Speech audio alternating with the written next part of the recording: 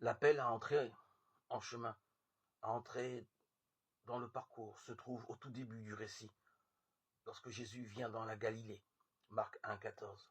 Passant au bord de la mer de la Galilée, il voit Simon et André, le frère de Simon. Jésus leur dit, venez derrière moi. Marc 1, 16. Puis il avance un peu. Il voit Jacques, suivi de Zébédée, et Jean, son frère.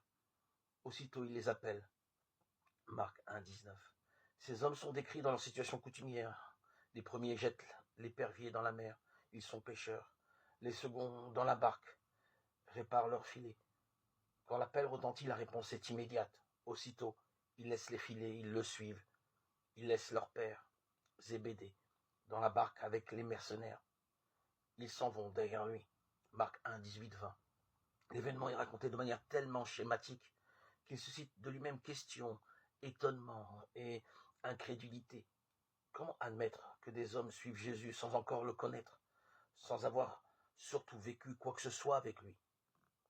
De ce point de vue, l'évangile de Luc semble bien plus satisfaisant.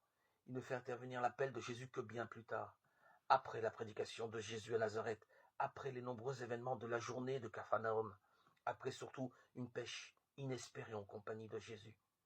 Il devient alors psychologiquement vraisemblable que ces hommes laissent tout et le suivent. Luc 5, 11.